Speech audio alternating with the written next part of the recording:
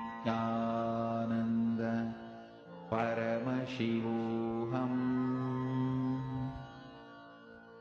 Om Nithyananda Paramashivoham. Om Nithyananda Paramashivoham. Om Nithyananda Paramashivoham.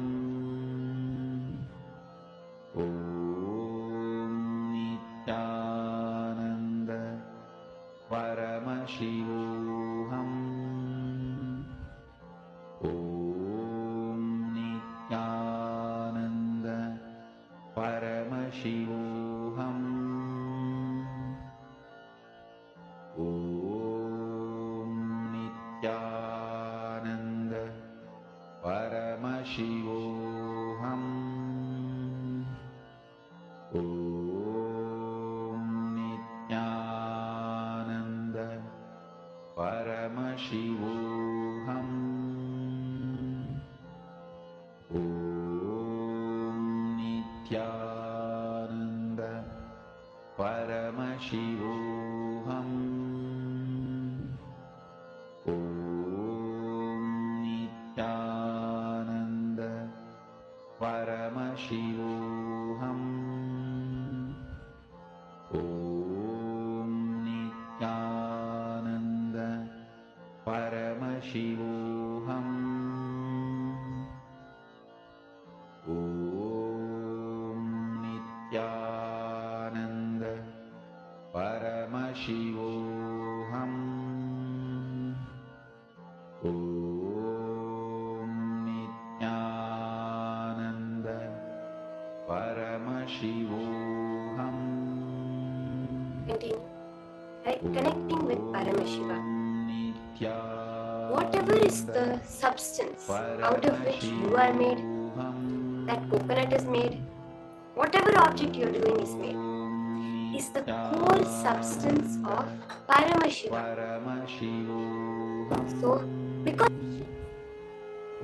component between all of it, he is the one that makes it happen. Let's take an example of, let's say you know someone, you have a mutual friend. Okay, you and your friend and another friend, if they want to communicate with each other, they would have to talk to you because you are friends with both of them. The same way, to communicate with language. Swamiji says, if you are asking any in this universe and it's not happening, it means that you have not yet learned the language to communicate with it. If I'm saying, Earth stop rotating, and if it's not stopping, that means I have not yet understood the language to communicate. If I'm saying Atmalinga stand, and it's not standing, I have not yet learned the language to communicate. But Paramashiva knows, and I know Paramashiva, my Guru Swamiji. Talk to Swamiji, talk to Paramashiva, and make the manifestation happen. Let's spend a few more minutes doing this round of manifestation. Chant the Mahā intensely. Nithyananda Paramashivoham. Om Nithyananda Paramashivoham. Om Nithyananda Paramashivoham. Om Nithyananda Paramashivoham. Om Nithyananda Paramashivoham. Om Nithyananda Paramashivoham.